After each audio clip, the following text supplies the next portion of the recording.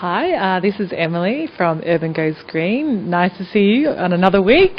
I'm here with Ailey Kent, and it's quite an exciting conversation. We only met a couple of days ago, and then she called me last night and said, I'm going to come down and check out the garden in Docklands, the Urban Reforestation Garden. I was like, Ailey, do you want to go on Docklands TV with me? So, yeah, tell us a little bit about where you're coming from. So Ailey's got an amazing background in urban agriculture. So, yeah, I'd really love to hear more about what you do in New York. Sure. So I've been working in urban agriculture programs in New York for about the past decade, a little bit more. Mm-hmm. And in that time, urban agriculture has gone from being something that was really on the fringe to something which is now probably still on the fringe according to the mainstream culture, but has gotten much more popular and is much more you just see it everywhere in the U.S. But I've been involved in a lot of stuff in New York City as well as other parts of the country. But in New York City is the stuff I know most about. So your project in Brooklyn, it sounds fascinating. What's it called? It's called East New York Farms. Was the program that I was first involved with there. It started in this very disenfranchised neighborhood of Brooklyn, which had been sort of gutted in the 1970s, a lot of housing abandonment with our financial crisis that we had there. And what happened is all the people that had sort of remained and moved in, a lot of them had farming agricultural backgrounds, and people just started gardening on the land. And in the 70s was a big upsurge of community gardening for a lot of social gathering space and green space and safe space.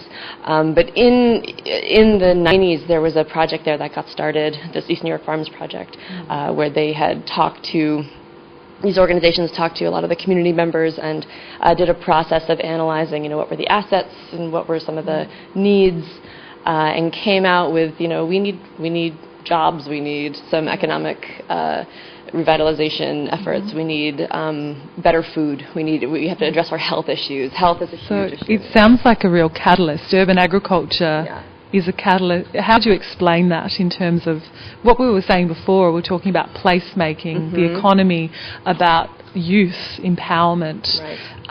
So how would you describe, it's not just growing veggies basically, is it? Right, so the story of this project is that there were all these people that were growing food, but this program sort of organized all these different people and all these different gardeners and got a youth program together that was sort of helping people to hone their hobby gardening to be more market-oriented gardening, and the program itself was really organized around a farmer's market to try to get more food into the city, but also give an outlet for folks who were growing food right there to be able to sell to their neighbors and make some extra income. A lot of people were on fixed incomes.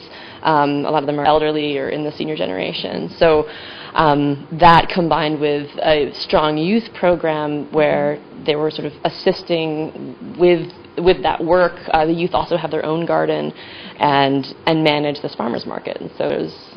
And so now, you were just saying to me before that the youth program's very strong in New York right now, so it's really grown. Yeah.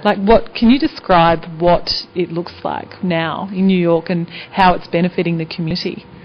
Yeah, that's been something that's been really amazing to watch, because when I started working with that project, that was really not the focus. It was, health and better food and economic development, and the youth program was a great add-on, but it's really become, in that program as well as many other urban agriculture programs around the country, this focus on youth development, youth leadership development, has become really central in a lot of cases. And the magnitude of what that's done has really been phenomenal. Most of these neighborhoods, youth have very few opportunities. They're in failing schools. There's a lot of just disenfranchisement all around them in their lives. And these programs, these urban agriculture programs, have given them an opportunity to be in an environment where an environment, I guess, of caring. Because I feel like we had lived in this culture of not caring, and there's this real sort of throwaway aspect of how we live, and especially in a lot of these communities where there's not a lot of opportunity. There's nothing there to sort of hold the center, and so you find other youth that are also dealing with some of the same issues, and they're able to really apply their physical abilities and their mental abilities through, just through growing and marketing and working with each other. And it really sounds so positive, yeah. So it's been a Is there a website to look this up for people to have a look at, maybe from Melbourne and Australia? Sure, yeah. I mean, the East New York Farms Project, I think, is eastnewyorkfarms.org. But there's also some other... to Google as well. Yeah, right. Totally. I don't work directly with the program anymore. We support programs like that around the country. Yeah. But also the Food Project is another one in the U.S. that's doing a lot of youth empowerment through agriculture. So, what are you doing now? So you've moved on from that role, and it sounds like some amazing stuff happened there. But, what you're also doing with Heifer International sounds fascinating, and also enabling a lot of other projects like East New York Farms to happen. Yeah. So, that's essentially a big piece of our work. Heifer International's mission is to end hunger and poverty and care for the earth. It's a pretty big mission. We work in about 50 countries that I work. I'm the urban agriculture project manager for our USA program, and a lot of it. We are a foundation, and so we give grants and also technical assistance and support to local community groups that are trying to get something started to help their communities through something having to do with food and agriculture. So a lot of these urban agriculture programs have, they're not only growing food in the city, but that's sort of a platform for a lot of things. There's just that place that's helping to sort of get people to ask these questions about where does your food come from, trying to engage the local population. I've seen that with the garden here. Yeah, it creates a conversation around, and it's just a simple little garden with food growing in it, but it starts a very important conversation, doesn't it? Absolutely. And that connected with sometimes some kind of marketing element can be, urban work for rural development as well, because if there's markets that are opening up for farmers to get more food into the city, to get a larger share of that food dollar through a farmer's marketing venture, then it's sort of win-win-win in a lot of cases. And creating pretty beautiful places as well. Well, it's not just it's somewhere you can go and sit down or enjoy. So I'm thinking about community gardens or gardens, and I'm particularly inspired by the Lower East Side gardens.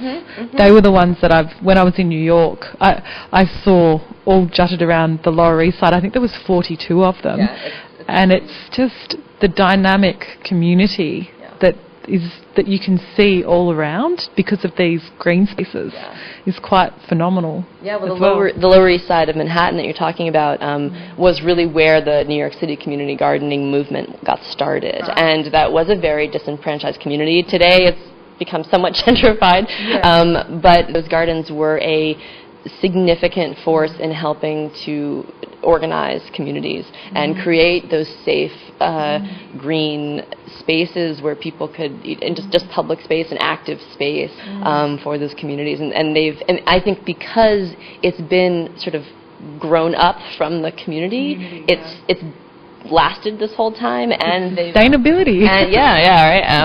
And that's played a huge role in just that sort of staying power, and also just the continued sort of development of the types of things that are coming out of it. I think it's interesting, like thinking about this in terms of how a city is designed, and getting people to actually take ownership in their communities. What is that? What actually makes that happen? And is it gardens, or is it... There's many things. There's governance. But it sounds interesting to me, the Lower East Side example of just having these simple gardens there. People are self-organising, and it's positive.